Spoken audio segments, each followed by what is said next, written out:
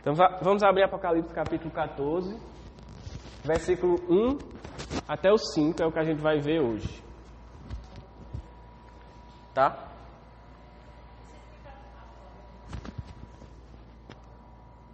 Versículo 1 até o 5.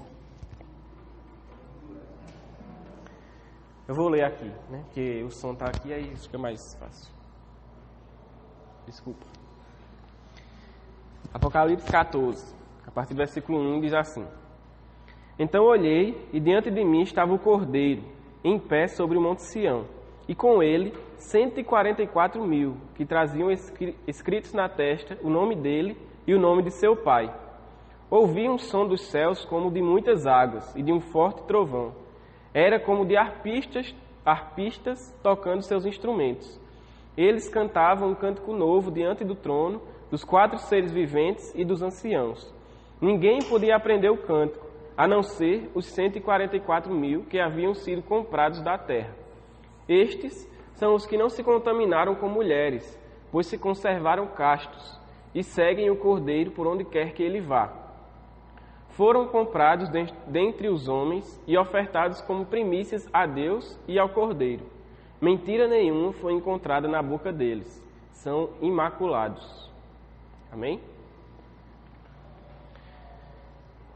Então, vamos lá. Para quem lembra, né, quem estava presente na aula passada, é porque eu tenho medo de parar, entendeu? Se botar no bolso. Mas para quem lembra, quem assistiu, né, a aula da semana passada, ou então online, ou quem viu lá no YouTube, a gente terminou o capítulo 13. E terminou o capítulo 13 falando sobre aquela história lá da marca da besta e tudo mais. E o que no fim, né, ele conclui falando o que é que a igreja iria passar, né? Em todo esse contexto do surgimento do anticristo, do falso profeta e tudo mais, né? A igreja seria perseguida, os cristãos seriam mortos, né? A gente viu tudo isso. Aí aqui no capítulo 14, né, João ele vai retratar, vamos dizer assim, o outro lado da moeda, vamos dizer assim, né, dessa situação. Porque agora, ao invés de ele mostrar a igreja sofredora na terra, né, ele vai mostrar a igreja gloriosa, vamos dizer assim, no céu, né, com Cristo. A igreja em glória, a igreja vencedora. E a gente viu lá no capítulo 12 que ele fala, né, que a nossa vitória é justamente isso, é morrer em Cristo, é ser fiel até a morte, né? Então uma coisa, por mais que pareça contrastante as duas ideias, né, mas uma coisa está ligada à outra, né? O fato da igreja ser perseguida e sofrer, né, e ela se mantendo firme até a morte, fiel até a morte, isso é a vitória dela, vai fazer com que ela esteja, né, com Cristo, como a gente vai ver aqui no capítulo 14. Isso é interessante porque João, ele sempre vai fazendo esses... Tu tem que passar ali, então. Ok. Ele sempre vai fazendo esses paralelos, né? Por exemplo, no capítulo 1, ele vai falar sobre a visão que ele tem de Cristo, o Cristo glorioso e tudo mais, que ele anda sobre a igreja, sobre as igrejas, ele conhece as igrejas, ele protege, guarda as igrejas, né? Ele anda entre os candelabros, lá no capítulo 1. Aí no capítulo 2 ele vai exortar as igrejas, né? Então tem esse contraste, né? Ele anda entre as igrejas, depois ele exorta as igrejas, no capítulo 2 e 3. Aí no capítulo 4 e 5, né, ele tem a visão do trono, e tem toda aquela visão lá do cordeiro, dos selos, do rolo com os 7 selos, que ninguém pode quebrar, aí ele vê o cordeiro e tudo mais. No capítulo 6 começa os juízos. Aí no 7 começa os selos, né, os juízos dos selos. Aí no capítulo 7 mostra os santos sendo selados, os crentes sendo selados, para serem protegidos por Deus, né? Aí assim por diante. Aí aqui no capítulo 13 e 14 também, um pouco do 12 também, né? 12, 13 contra 14. Tem mais também essa ideia de contraste, né? Um é a igreja sofrendo na terra, sendo perseguida e morrendo.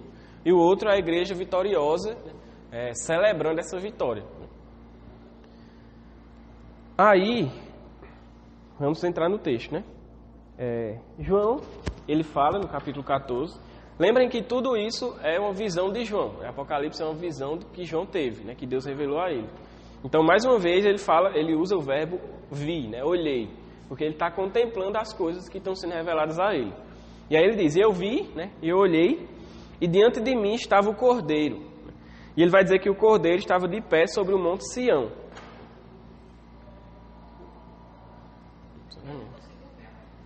Vai para lá então. Fique lá. Não precisa ver aí não.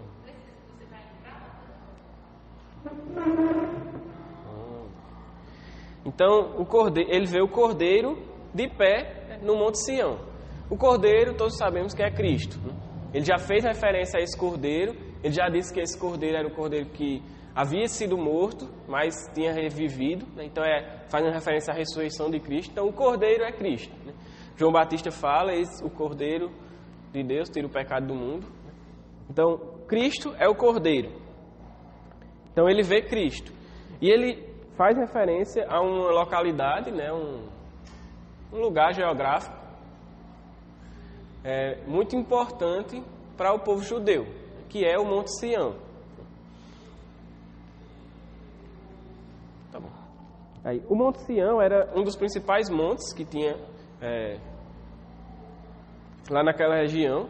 E, era um monte em que se encontrava a cidade santa, né, Jerusalém. Era o Monte Sião. Então, esse monte era muito importante. Ele era, como a gente vê aqui, ele era usado como referência, né, como ideia de um lugar de libertação, de salvação, né, e também, no que diz respeito ao fim, né, aos últimos dias, seria a capital do reino que Deus iria instaurar na terra. Né. Aí vamos ler alguns textos, né, para a gente ver essas ideias sendo mostradas. Né. O primeiro deles que a gente vai ler é Joel, capítulo 2. Ele está lá nos profetas menores, Joel. Capítulo 2, versículo 32. É depois de Oséias, é antes de Amós.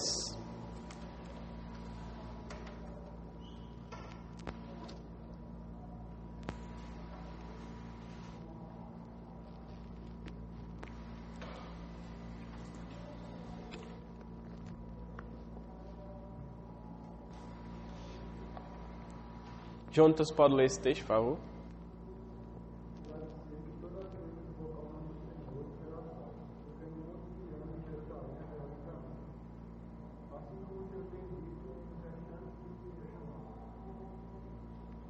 Isso, então, o que é que ele fala, né? Ele diz, todo aquele que invocar o nome do Senhor será salvo, pois no Monte Sião e em Jerusalém haverá livramento para os sobreviventes. Então, o Monte Sião era... e aqui, o que Joel está falando, né, começa a partir do versículo 28, ele está falando do dia do Senhor. Então, é o dia em que Deus vai se manifestar, Deus vai agir, Deus vai, vamos dizer assim, agir na história, né, o dia do Senhor. E muitas vezes o dia do Senhor é relacionado com a volta de Cristo, com o fim, né, com a escatologia. Então, ele diz que no Monte Sião haverá livramento. Então, o Monte Sião era um lugar de livramento, era um lugar de salvação. Aí outro texto que a gente pode ler é Isaías, capítulo 24. Aí volta um pouquinho aí. Isaías 24.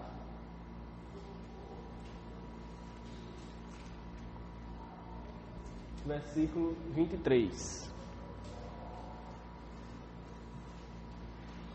Aí Pedro lê aí esse texto pra gente.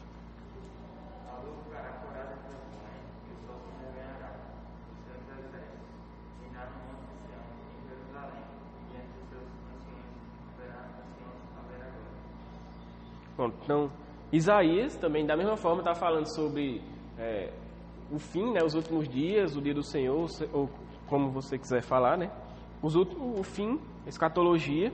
E aí ele fala, né, que a lua ficará humilhada, ou tem outras traduções que falam sobre se envergonhará, né. Aí ele vai dizer que o sol também vai ficar envergonhado, né, vai ter toda essa situação. Isso lembra um pouco do que a gente viu lá em Apocalipse, né?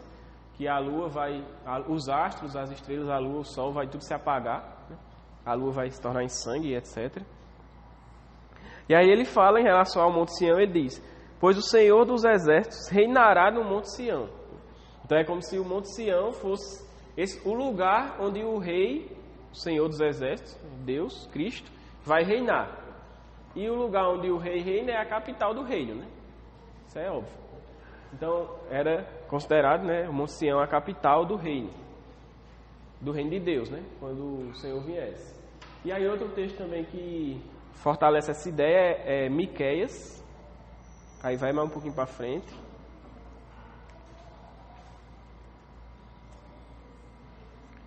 Miqueias.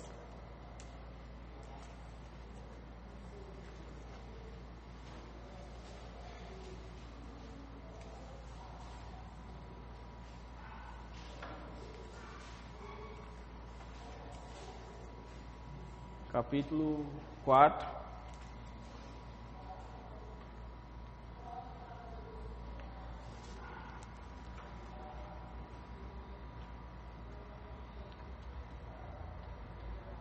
Deixa eu ver aqui o versículo. A gente não leu esse texto todo, para a gente ler só um.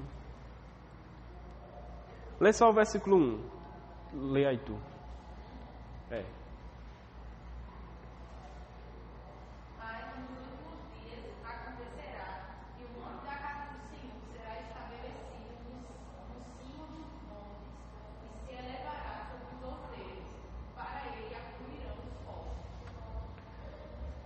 Aí se a gente for ver o decorrer do texto, né, a gente vai entender que esse monte que ele está falando se refere ao Monte Sião, né? Mas o que é que ele diz? Que o monte do templo do Senhor, o templo onde fica o templo, a casa de Deus, né, será o principal entre os montes. E para ele correrão muitos povos, né? Os povos irão até ele, né? Até o Monte Sião. Então, mais uma vez, trazendo essa ideia de que o Monte Sião é um lugar de libertação para onde os povos vão correr, né? E é um lugar que vai ser exaltado sobre os outros montes, porque é ali que o Senhor vai reinar. Então, essa ideia do Monte Sião, né, o Monte Sião traz essa ideia, que é um lugar de libertação, de salvação, né, e é a capital do reino de Deus, né? Era considerado na tradição judaica. E lá, né, como a gente, voltando para Apocalipse, lá é onde João vê o Cordeiro, é onde João vê Cristo. Justamente trazendo essa ideia, né, do rei estar reinando no Monte Sião. Só que aqui, a figura, né, quando diz assim, o termo lá, quando fala que ele se colocou de pé, né, ele fala no versículo 1 que ele ficou de pé, né, e geralmente quando ele fala que algo ou alguém ficou de pé, como a gente viu, a besta ficou de pé, né, no mar, diante do mar, e outros seres ficaram de pé, geralmente, né, assumindo uma posição de batalha, tipo, preparado para a guerra, né, ficar de pé lá, preparado para batalhar. Então aqui traz esse contexto de guerra, de batalha. Só que a gente sabe que lá, já spoiler, né, do capítulo 20 em diante, a gente sabe que essa guerra já foi vencida, já é garantida, né? Então aqui, apesar de trazer esse contexto de batalha e tipo assim, das forças de Deus, né, contra as forças do mal, né, já é mais numa situação de celebração, né, de júbilo, de festa, né, pela vitória. Justamente a vitória nessa batalha, né? E aí, passa aí para. E aí ele vai dizer, né, que além dele ver o Cordeiro lá no Monte Sião, ele vê junto com o Cordeiro os 144 mil. A gente já viu 144 mil lá no capítulo 7, é no 7 que ele fala, acho que é, de 144 mil. A gente já viu o que significa isso, né? Não é um número literal, 144 mil pessoas, porque se fosse, nenhum de nós ia estar no meio, né? Porque já passou 144 mil faz tempo. Então, esse número, como a gente estudou já, é um número que representa a totalidade da igreja, né? A igreja. Porque é um número simbólico, né? De 12 vezes 12 dá 144 vezes 1000, que é um número de uma coisa, vamos dizer assim, incontável, é uma coisa completa, incontável, então traz essa ideia, né? Então, esse número representa a igreja. Então, o que é que João vê? Ele vê o Cordeiro, Cristo, no Monte Sião e, junto a ele, a igreja, é o povo de Deus. E aí, lembra muito o que fala nas profecias que a gente leu, né? Que os povos correrão até o Monte Sião. Então a gente vê a igreja, que são pessoas de todos os povos, línguas, tribos e nações, né? Pessoas de diversos lugares, de diversos contextos, lá no Monte Sião, junto com o Cordeiro. Né? E o Cordeiro é quem traz essa salvação e essa libertação. Né? Então a gente vê, de certa forma, vamos dizer assim, a personificação, né? Ou não ilustração, mas a visão de João que ele tem daquelas profecias que a gente leu lá do Antigo Testamento. E aí ele vê a igreja, né? Junto com o Cordeiro lá no Monte Sião. Né? Aí vai dizer que os 144 mil, esses daí, eles traziam, né, na testa algo escrito, né, uma marca na testa. E, obviamente, a gente já remete logo, né, como a gente acabou de ver a questão da marca da besta, né, que os ímpios receberiam a marca da besta, a gente já remete logo que faz um contraste, né, essa marca aqui. Só que eu vou explicar essa equação aí. Que essa marca que eles recebem na testa, né, faz um claro contraste em relação à marca da besta. Aqueles que se dobraram e adoraram a besta e o anticristo e o dragão, né, eles recebem a marca da besta. Os que não se dobrarem diante do anticristo e não adorarem a ele, né, eles vão ser perseguidos, eles vão ser mortos, né, eles não vão poder comprar nem vender, como falar no capítulo 13, mas eles recebem uma marca na testa. E essa marca na testa, ele fala no versículo 1, que é o nome do Cordeiro e o nome do Pai do Cordeiro, né? Ou seja, o nome de Cristo e o nome de Deus, né? Deus Pai. Provavelmente aqui, né, quando ele fala o nome, é um nome só, né? Então, ele já está fazendo referência à união que existe entre o Pai e o Filho, né? A questão da Trindade e tudo mais, que todo mundo sabe, né? Todo mundo, vocês já conhecem. Então, os 144 mil, né, os crentes, os cristãos, eles recebem uma marca na testa. Né? Aí, vamos lá para essa equação aqui, né? Vamos explicar essa equação. Lá no capítulo 2, versículo 17 de Apocalipse, porque essa equação é o seguinte, a gente pode pescar algumas referências do próprio texto de Apocalipse para meio que entender melhor como funcionaria esse negócio aí, né? Aí lá no capítulo 2 de Apocalipse, versículo 17, ele está escrevendo, Jesus, né, falando na igreja de Pérgamo, e aí ele fala assim, versículo 17, aquele que tem ouvidos, ouça o que o Espírito diz às igrejas, ao vencedor darei do maná escondido, também lhe darei uma pedra branca com um novo nome nela inscrito, conhecido apenas por aquele que o recebe. Então, a gente estudou, né, nessa época, lá no começo, capítulo 2, a gente estudou que aqueles que vencerem, ou seja, os que forem fiéis, né, os que permanecerem no caminho de Cristo, mesmo diante da morte, os vencedores, que não se dobrarem diante de idolatria ou práticas pecaminosas, né, impuras, eles são os vencedores. Aí aqui, a Pérgamo, Cristo diz, né, uma das coisas que eles vão receber, uma das promessas que eles vão receber, os vencedores. Ele diz, né, além do maná escondido e tudo mais, ele fala que eles vão receber um novo nome, uma pedra com um novo nome. Então eles vão receber um novo nome. E na época a gente estudou isso, a gente ficou se perguntando, que nome é esse, né? E a gente viu que poderia ser tanto um nome que a pessoa iria receber, tipo, sei lá, eu me chamo Mateus aqui, né, mas lá, vamos dizer, no céu eu me chamar, não sei, não faço nenhuma ideia de um nome do céu, mas sei lá, Mateus 2. Então, tipo, poderia ser um novo nome, né, da pessoa. Mas a gente viu também que isso também poderia se referir a que essa pessoa receberia o nome de Deus. Como assim? Ela seria Deus? Não. Ela é o que a gente vai ver agora. Ela receberia, vamos dizer assim, não tem quando você tem aquelas pessoas conhecidas, aí você diz assim, por exemplo, né?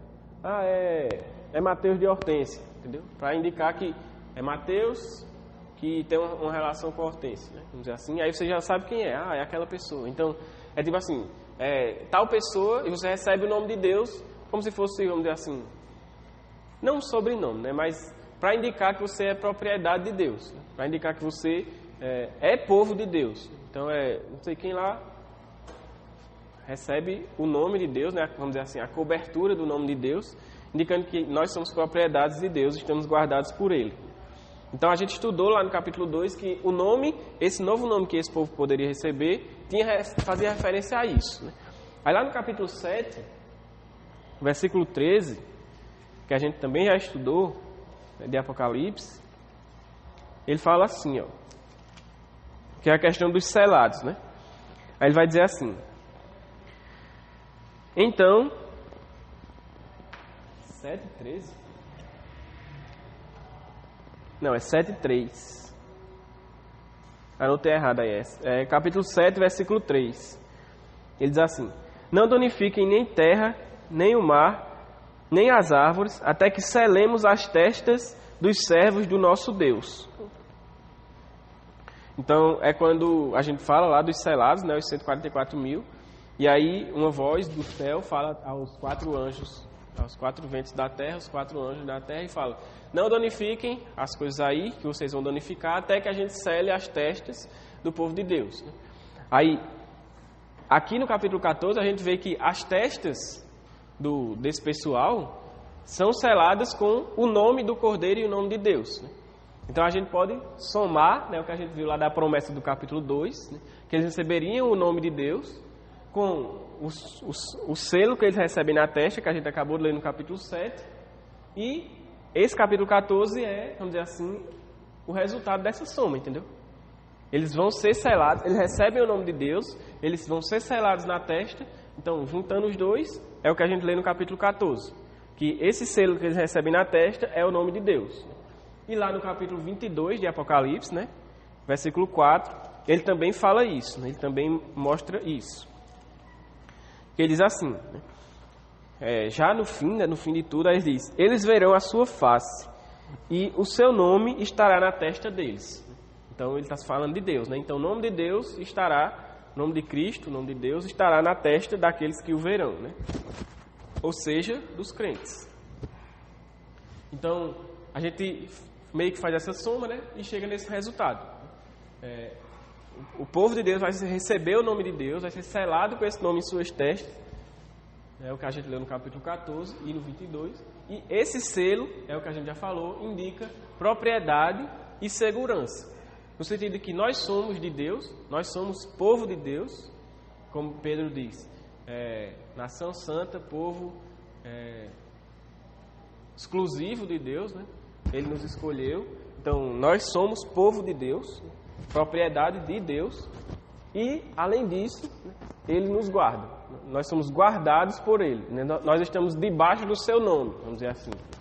Então, não tem, por exemplo, né, vamos dizer assim, o povo faz, né, os negócios, você conhece você é, sei lá, você é filho de policial, aí você está todo errado lá, andando no carro e tal, e para na blitz, né? Aí, tá errado, vou lhe multar aí.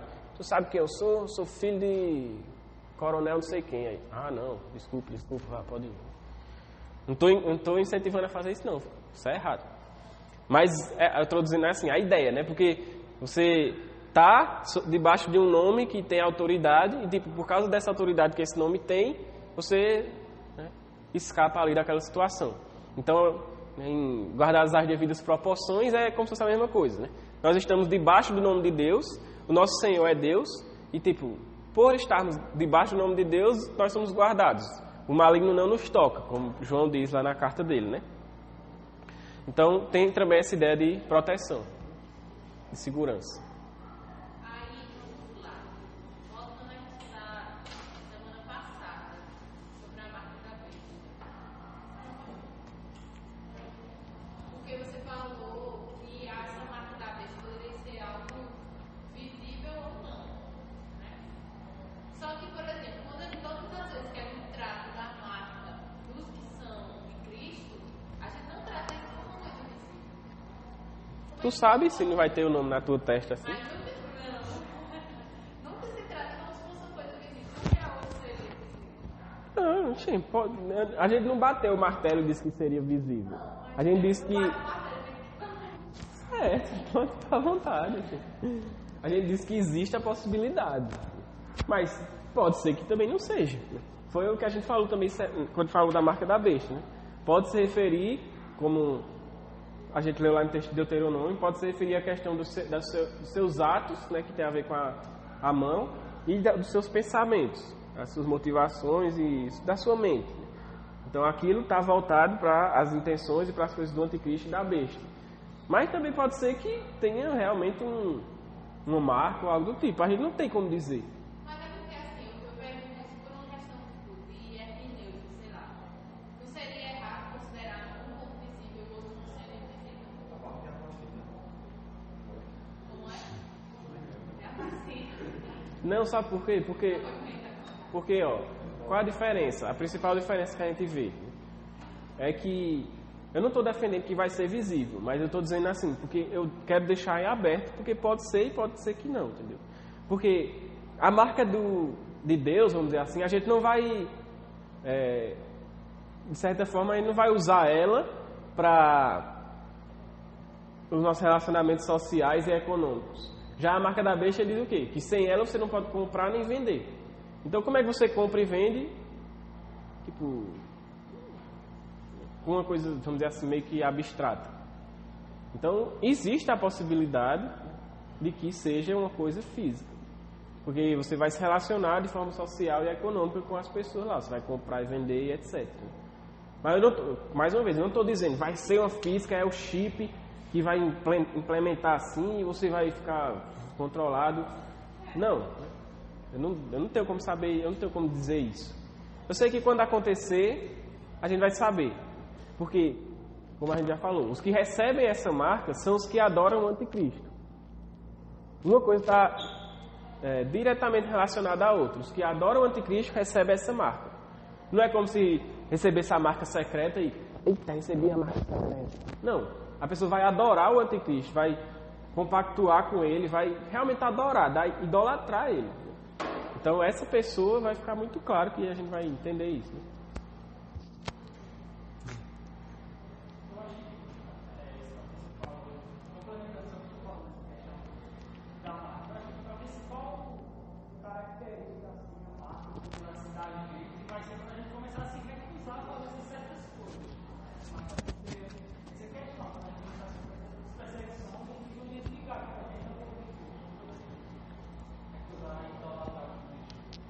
Isso, né? Exatamente. Justamente essa é a ênfase, né? Porque as pessoas focam muito nessa questão da marca, que é essa marca, não sei o que lá. Só que o que é que está por trás da marca? É justamente isso que tu falou. São pessoas que adoram ao anticristo, que cedem aos enganos do anticristo, que são levados pelas palavras dele e adoram a ele e vão atrás dele. Aqueles que não fizerem isso é porque são crentes de verdade. Então eles não vão receber a marca da besta. Não vai ter um crente que vai receber a marca da besta enganado. Eita, apareceu aqui. Não. É só você não adorar o anticristo. Aí você não vai receber. Agora também você sabe que você vai morrer, né? Você vai ser perseguido, vai morrer, não vai conseguir comprar nem vender. Mas aí é que entra a nossa vitória, como a gente leu lá no capítulo 12, né? É aí que é o nosso testemunho, a nossa perseverança, né? A nossa vitória. Eu entendi assim, porque justamente o que eu queria saber era o argumento usado para que desse a possibilidade de ser visível. Mas tudo isso que você falou realmente é um argumento, porque como vai ser usado para interação social, é um argumento com possibilidade de ser algo, uma marca visível, né? Mas é isso aí. Isso. E nada, precisando, qualquer coisa, estamos aí. Aí, além disso, antes de entrar nessa parte do grande som, né, existe uma discussão sobre essa questão do Monte Sião. Né? Se aqui ele está falando realmente do Monte Sião literal, lá geográfico, lá em Israel, naquela região, ou se é um Monte Sião tipo celestial, assim, né? Uma coisa mais espiritual. Né? Aí, o que a gente pode entender é que existem argumentos que favorecem as duas ideias. Né? Só que o que parece, a gente pode meio que, de certa forma, juntar essas duas ideias, né, e fazer uma coisa mais light, vamos dizer assim. Que seria o quê? Porque, ó, o que é que ele fala no versículo... A partir do versículo 2, né, ele diz: ouvi um som dos céus, para fora do céu. Né, o termo lá no grego é dando a ideia de que ele ouviu um som saindo do céu. Então, o que parece é que ele não está no céu nesse momento. Que ele está, vamos dizer assim, nesse Monte Sião contemplando aquilo. Então, o que parece é que esse Monte Sião seria um Monte Sião na terra, realmente um Monte Sião lá. Só que trazendo uma ideia, vamos dizer assim, espiritual.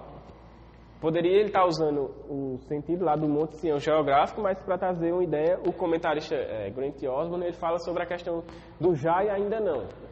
Tipo, como se ele quisesse se referir à Nova Jerusalém, ao Monte Sião, vamos dizer assim, celestial, mas ainda não.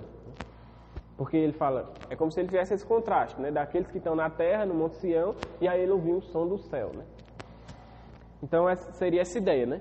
Tipo, que traz essa questão do já e ainda não. É algo, de certa forma, terreno, só que retratando uma realidade celestial. Deu para entender isso aí? Alguma dúvida? Então vamos prosseguir. Então, agora... Ei. Volta. Pronto, aí. Então, no versículo 2, né, João ele fala que ele ouviu, né, um grande som saindo do céu, para fora do céu. Né? Ele ouviu um grande som lá vindo do céu. Ele fala no versículo 2. E aí ele vai dizer como era esse som que ele ouviu. Né? Aí ele dá 3 características, vamos dizer assim, 3 atribuições a esse som. A primeira delas é que era um som como de muitas águas. Aí o que é isso de muitas águas? Som de muitas águas. A ideia, né, esse pessoal que morava ali na região do Mediterrâneo, né, do mar Mediterrâneo e tal, eles costumavam ouvir o som das ondas batendo na praia. Eu não sei quem já ouviu, né? Acho que todo mundo já foi na praia, já ouviu, né? As ondas. Né? Se você quiser ouvir de novo, é só pesquisar no YouTube lá, bramido do mar. Aí você vai ver umas ondas grandonas assim. Principalmente aquelas ondas grandes, realmente grandes mesmo, que tem muitos metros de altura, que batem assim, faz um estrondo gigantesco, né? Então, essa questão de muitas águas tem a ver com isso, né? As ondas, não é aquele sonzinho de água assim que você bota para relaxar, que é água.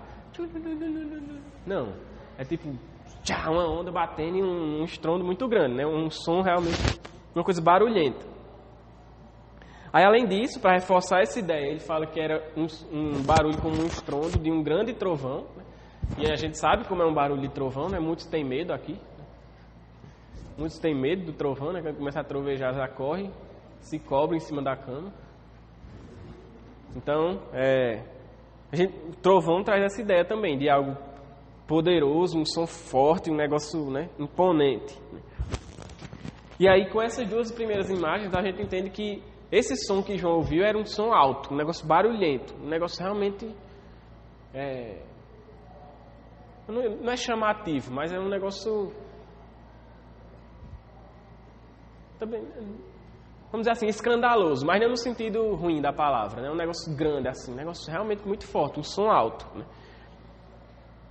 E aí ele vai continuar, né? A terceira atribuição, a terceira característica que ele dá a esse som é que é de como arpistas tocando. Né? Ele fala no versículo 2 que eram como arpistas tocando seus instrumentos. Né? E no grego, né, essa frase, ela é bem redundante, né? E essa redundância ela é proposital. No grego ele fala assim, é como arpistas arpejando suas harpas. São 3 palavras seguidas que trazem essa mesma ideia. E por que essa redundância? Né? Justamente para mostrar que não tipo assim, apesar de ser um som alto e forte, né, e vamos dizer assim, barulhento, não é algo desorganizado, não é algo de todo jeito. O povo não está batendo as panelas e pega os instrumentos e não. A ideia é que é algo belo, é que são pessoas que têm essa, vamos dizer assim, né, pessoas que têm essa capacidade de tocar bem, que estão lá tocando bem os seus instrumentos, né? Então, apesar de ser um som alto e forte, é algo belo, é algo bonito, é algo bem feito. E aí, ele vai dizer, né? E aí, pronto, juntando essas 3 ideias, né, de ser um som muito alto, um som muito grande, forte e algo organizado e bonito, isso remete a quê? A festas, a celebrações, né? está sendo tocada uma música lá, muito bela, né? E isso remete a grandes festas, grandes celebrações, né? Quando tinha as festas lá do povo judeu e do povo lá daquela época, daquele contexto, eram festas grandes, barulhentas, né? E bonitas, né? Coisas bonitas, coisas bem feitas. Então, o que João vê aqui, ele escuta um som, né? Na verdade, agora ele está falando da audição, né? Ele não viu, mas ele escutou esse som. E esse som era de uma grande celebração, levada com muita música, né? Uma música, ele vai falar sobre essa música, né? Aí passa aí. No versículo 3, ele vai dizer que essa música que ele ouve, lembrem, ele não está vendo. O que ele está vendo é o Monte Sião, o Cordeiro e as pessoas lá. Aí ele escuta do céu alguma coisa. Então ele está ouvindo aquilo que vem do céu, né? Aí o que é que ele escuta? Esse som forte, barulhento, como tivesse pessoas também tocando harpa. E aí ele diz, né, no versículo 3, que essas pessoas também estavam cantando algo. E o que é que eles estavam cantando? Um cântico novo. A gente já viu... Calma, não vou dizer. Mas vocês já sabem que a gente já viu. Mas onde a gente já viu isso? Um cântico novo. Quem lembra? Onde foi que apareceu um cântico novo? Onde foi que a gente já viu isso? Essa é para quem tá ligado.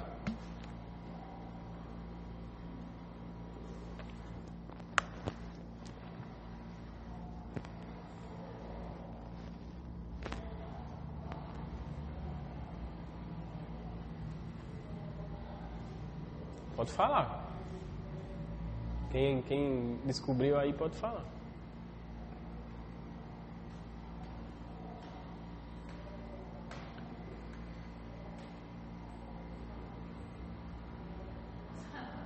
Pode. Fale. Capítulo 5, né? E quando eles estão vendo lá o Cordeiro, né? O livro, tudo mais, aí ele fala que no versículo 9, que entoaram um novo canto dizendo, Isso, então, é exatamente isso que Hortência falou, né? No capítulo 5, a gente já viu um coral celestial, não sei quem lembra, que a gente até falou, né, que é um coral muito bonito, tinha vozes, aí tinha as réplicas, um falava, aí o outro respondia, aí tinha os anjos que falavam em alta voz, aí depois tinha todas as criaturas da terra e do céu louvando a Deus, era um coral muito bonito, que a gente até pensou, né, em fazer um negócio aí. Aí, lá ele fala, né, que foi entoado esse cântico novo. E aqui, no capítulo 14, ele também fala sobre esse cântico novo. Aí, existem duas possibilidades. Ou esse cântico novo, que ele fala aqui no capítulo 14, é o mesmo lá do capítulo 5, ou não. São as possibilidades que tem, né? 50% sim, 50% não. Então, pode ser que seja aquele do capítulo 5, ou pode ser que não. Só que quando a gente vê toda essa linguagem que ele vai descrever sobre esse cântico, né, ele vai dizer que era um cântico novo, que era entoado lá, e quem cantava eram os que foram comprados, né? E lá no capítulo 5 ele também faz referência à questão dos que foram comprados. Então, a linguagem é muito semelhante, né, aqui no capítulo 14 com o do capítulo 5, principalmente o versículo 9. Então, tipo assim, o comentário que a gente está seguindo, né, que é o de Grant Osborne, ele de certa forma diz que é bastante provável que esse cântico novo seja o mesmo lá do capítulo 5. Né? Lembrando que, assim, o texto de Apocalipse, a gente já falou isso várias vezes, mas ele é um texto cíclico. Né? Então, não necessariamente o que acontece, por exemplo, no capítulo 14 no capítulo 14 não especificamente, porque é o fim, vamos dizer assim, é o fim, né? É a celebração final. Mas, por exemplo, não necessariamente o que acontece em um lugar necessariamente acontece depois do outro, né? Por exemplo. O que acontece no capítulo 14 é necessariamente depois do capítulo 5. Pode ser algo, eles podem estar se referindo à mesma situação, ao mesmo tempo, né? porque João sempre faz isso, só que de formas diferentes, né? De uma visão diferente, trazendo uma visão diferente. Então, pode ser, né, que esse cântico novo aqui seja o mesmo lá do capítulo 5. E lá no capítulo 5, vamos lá voltar só para a gente ler esse cântico do capítulo 5.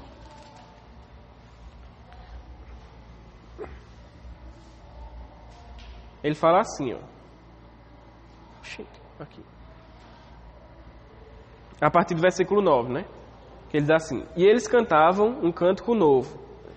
Tu és digno de receber o livro e de abrir os seus selos, pois foste morto e com o teu sangue compraste para Deus gente de toda tribo, língua, povo e nação.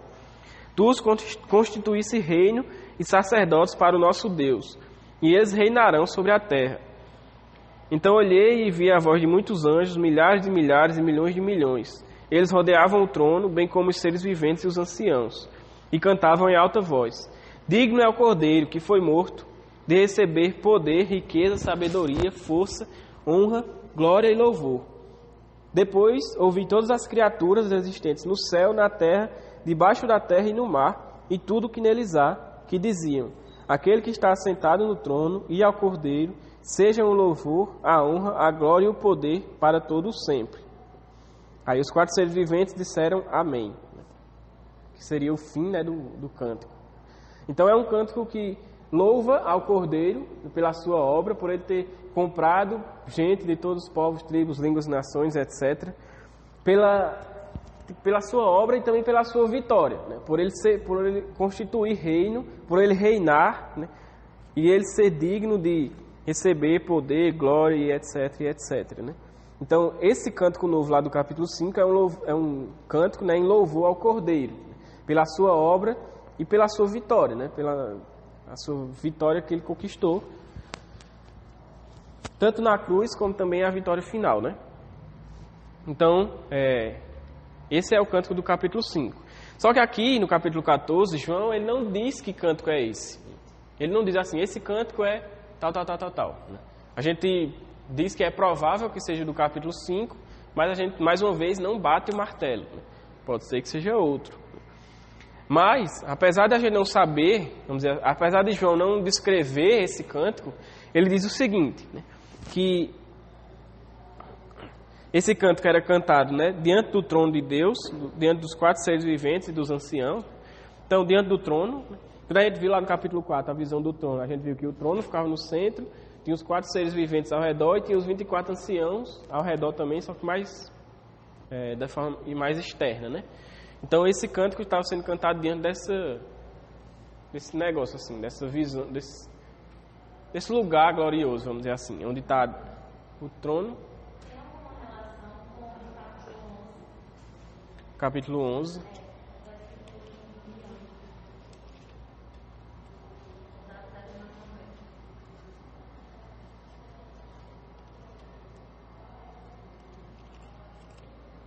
Porque ele também canta uma música, né?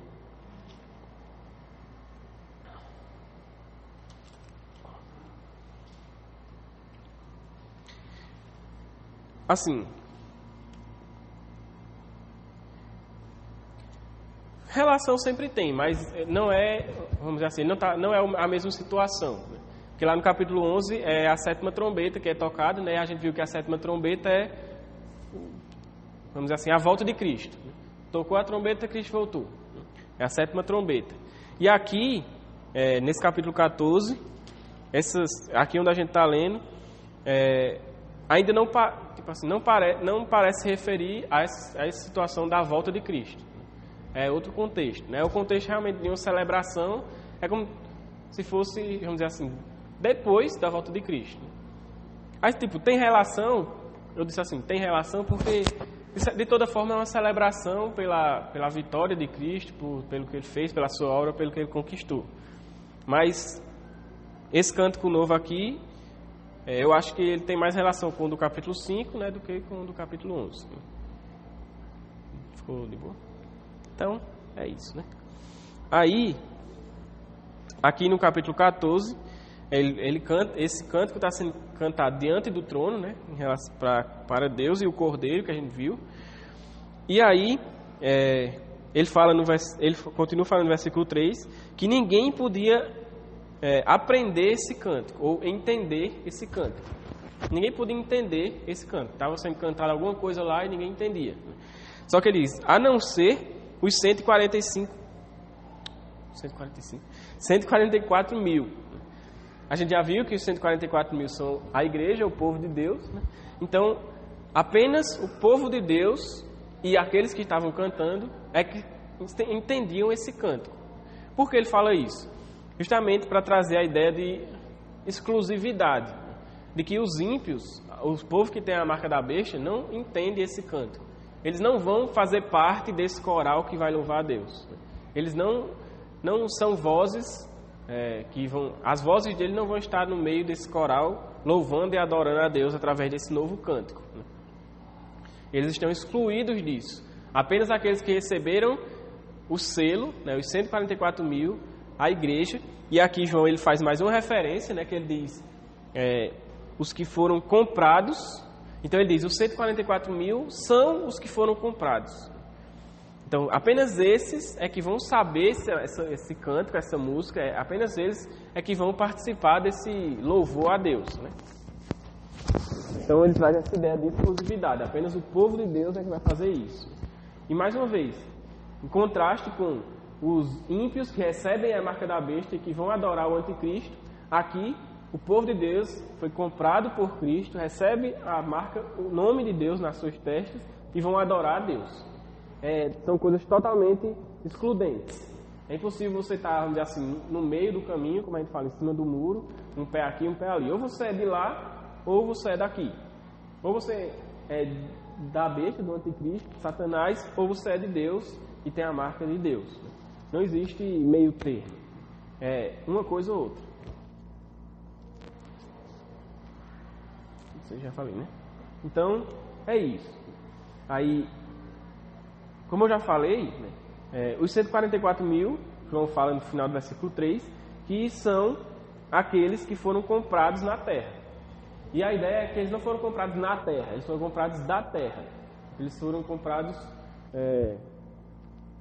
para fora da terra. Então, mais uma vez, né, a questão de exclusão. Né? É uma coisa excludente. Os ímpios estão lá na terra adorando ao anticristo, a besta, e o povo de Deus foi comprado pelo Cordeiro, pelo sangue de Cristo, da terra. Então, isso, era isso que eu ia falar. Porque santo é separado. Então,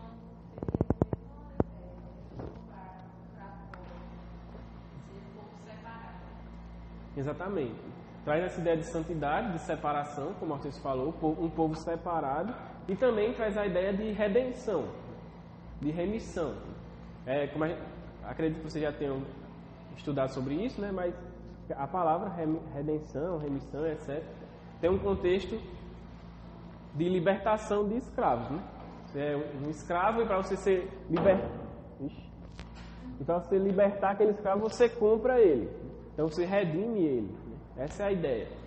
Então, Cristo nos comprando, ele nos tira da escravidão e nos faz, né, parte do seu reino, faz seu povo, né? Então, é isso que João escuta do céu, né? Esse cântico novo, esse som que só os crentes conhecem e os seres celestiais que adoram a Deus, né? Aí, prosseguindo no versículo 4, ele vai fazer uma descrição desses 144 mil. Algumas descrições, na verdade. Não, ele vai fazer uma descrição de algumas características. E esses 144 mil, né, que são também os comprados, então a gente vê, são os crentes, né, de forma geral. E aí ele vai dizer, quem são estes? Aí ele começa falando, em primeiro lugar, no versículo 4, ele diz, estes são os que não se contaminaram com mulheres. Eles não se mancharam com mulheres. Aí ele continua falando, né, que eles se conservaram castos ou virgens, né? Mas não passa ainda não. Aí, essa ideia de se contaminar com mulheres, passa só um pouquinho. Isso. No Antigo Testamento, a gente vê no Antigo Testamento a gente vê muito, principalmente nos profetas, né? A gente vê muito Deus se referindo ao seu povo pela idolatria do povo como adultério e como prostituição. Como se o povo fosse, vamos dizer, realmente a noiva de Deus, né? A igreja, o povo de Deus é a noiva, e ela só que ela está, vamos dizer assim, se envolvendo com outros, né? Com outros deuses, com idolatria. E sempre, vou dizer sempre, mas não vou dizer sempre, mas a grande maioria das vezes que a gente vê idolatria na Bíblia, sempre está relacionado com impureza sexual. A grande maioria das vezes. Então, tanto quando a gente estudou lá, até em Apocalipse, sobre os nicolaítas, tinha referência a isso. Quando Paulo ele fala lá em Efésios sobre a questão, né, do templo lá da deusa Diana, e também ao longo de todo o Antigo Testamento. Porque, para não dizer todas as vezes, né, mas a grande maioria das vezes em que o povo cai em idolatria é porque, vamos dizer assim, o povo se junta, vamos dizer assim, os homens do povo de Deus pegam mulheres, se relacionam com mulheres, se relacionam com mulheres, eu nem falei nesse sentido, eu falei tipo no sentido inocente, mas depois eu percebi que pode ter outra ideia, né? Mas os homens do povo de Deus se relacionam com as mulheres de povos pagãos, e começam a cair em idolatria. Foi o que aconteceu com Salomão, o rei Salomão, né? Foi o que aconteceu com o povo no geral, né? Então, sempre essa ideia no Antigo Testamento também, e também no Novo, essa ideia de idolatria é relacionada com a ideia de adultério, né, e de impurezas sexuais, né? Então aqui, o que Deus está combatendo é justamente essa idolatria, e nesse contexto em relação ao anticristo. Porque aqueles que não se dobraram a Deus e não adoram a Deus, adoram o anticristo. E o anticristo é um ídolo. É um demônio. Um demônio. Como Paulo diz, os ídolos são demônios. Então, o povo de Deus, os selados, os 144 mil, os que foram comprados, eles não caíram em idolatria ao anticristo. E nem em outra idolatria, né? Eles se mantiveram firmes em adoração a Deus e não se envolveram com impurezas. Aí passa de novo. Aí ele também fala que eles são virgens, né? Ou se mantiveram castos, né? Que é a mesma ideia, né? Eles permaneceram puros. Só que existe uma questão, né?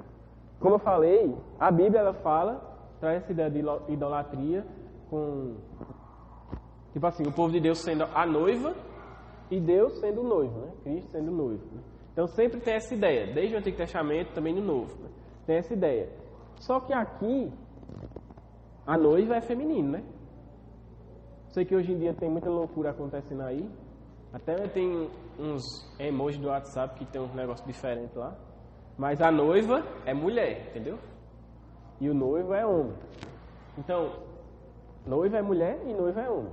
Só que aqui, João está se referindo ao povo de Deus, né, aos crentes, aos comprados, dizendo que eles se mantiveram, se não se mancharam com mulheres, se mantiveram virgens, se referindo a eles usando o termo masculino. Então eles são como homens, né, que não se mantiveram, que não se envolveram com impureza e com idolatria, né? Aí, como ele traz essa ideia do masculino, não tinha como ele ser a noiva. Ele é um homem. Como é que um homem é a noiva, né? Eu já falei, a noiva é mulher. Aí alguns estudiosos vão dizer que existe outra possibilidade de interpretação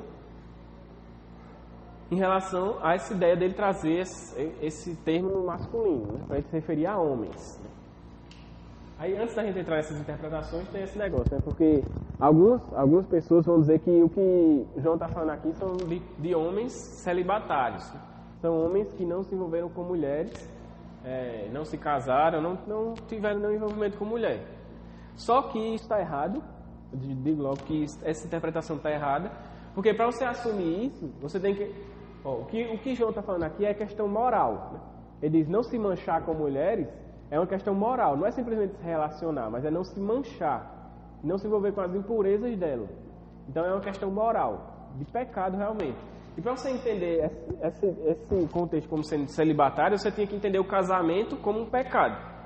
Porque se Aí sim, se casar fosse pecado, essas pessoas que não se casaram não tinham se manchado. Só que a gente sabe que casamento não é pecado. O casamento foi instituído pelo próprio Deus. E Deus não vai dizer, pequem aí. Não. Casamento vem de Deus. É uma coisa boa, de Deus. Então, essa ideia de que João está se referindo a pessoas celibatárias, a pessoas que se envolveram, que têm o dom do celibato, não condiz aqui.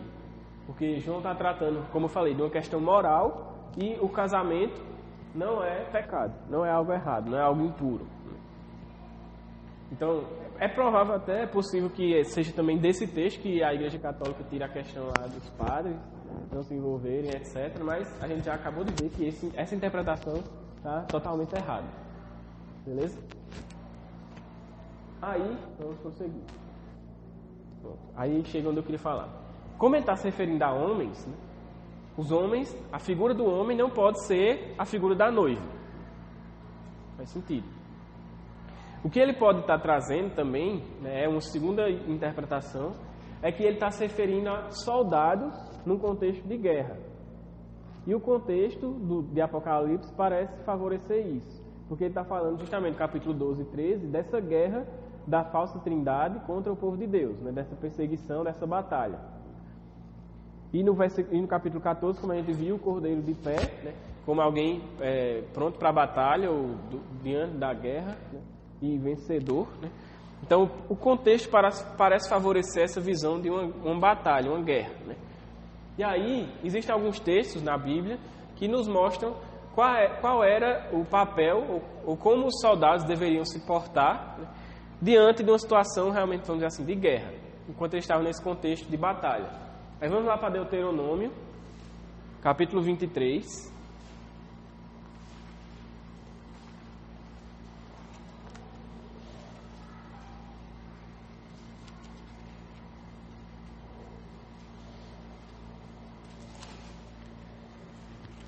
Versículo 9 e 10. Davi, isso aí, tu pode ler?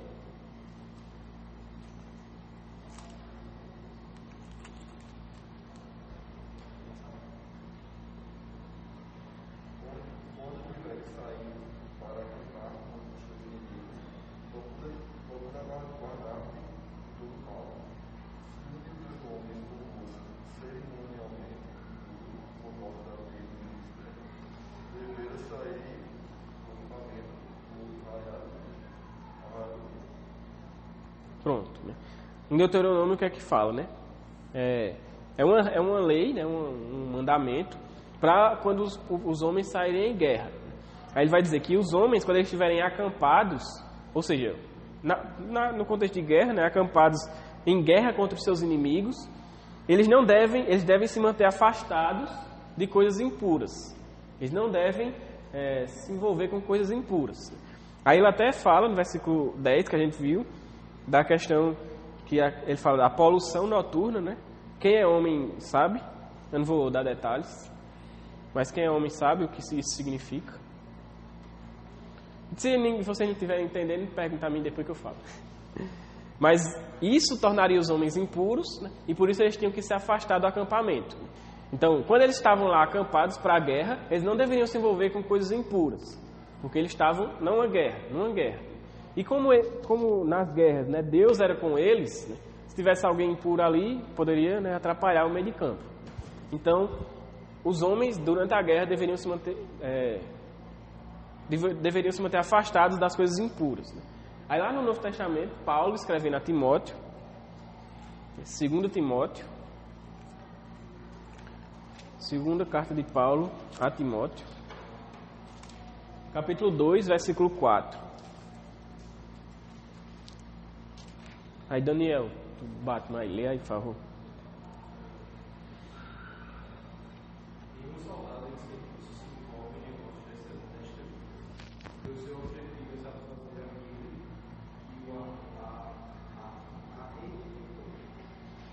Então, Paulo, né, ele também traz essa ideia, dizendo a Timóteo que nenhum soldado que está pronto para sair para a guerra, né, ele se envolve com as coisas dessa vida. Ele não se envolve com as coisas dessa vida, com o que a vida tem a oferecer, porque o propósito dele é agradar aquele que o alistou, né? Ou que lhe alistou, que mandou ele para a guerra.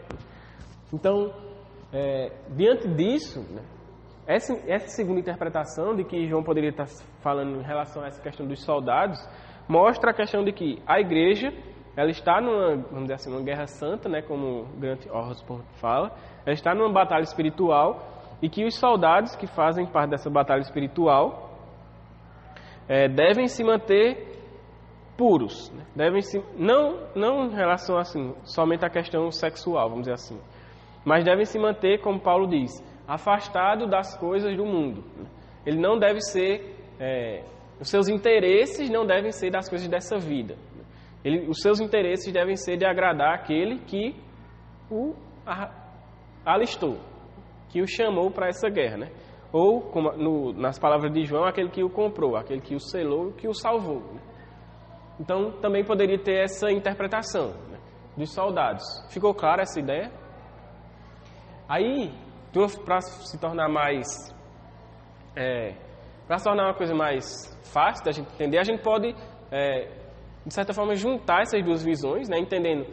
Porque, de certa forma, elas falam a mesma coisa. A igreja de Cristo, como, por exemplo, sendo a noiva, que se mantém afastada das impurezas, da idolatria, da prostituição, né? Então ela se mantém pura, separada para Deus, consagrada para Deus, e ao mesmo tempo com o entendimento de que estamos numa guerra santa, numa batalha espiritual, né? E que da mesma forma não devemos nos envolver com as coisas desse mundo. A nossa intenção, o nosso desejo é agradar a Deus. Não devemos nos envolver nem nos enredar com as coisas desse mundo. É o que Paulo fala a Timóteo, né? E é uma aplicação daquilo que Moisés fala lá em Deuteronômio, como a gente leu, né? Aí, além disso, João vai dizer, né, que esses, os 144 mil, além de eles não se mancharem com mulheres, eles se manterem virgens, né, eles são seguidores do Cordeiro, eles seguem o Cordeiro, né? E o termo aqui, seguir, faz referência a discipulado, faz referência à imitação, né? Então, eles seguem imitando, eles imitam a Cristo. Tem a ver com discipulado. Então, eles são discípulos do Cordeiro.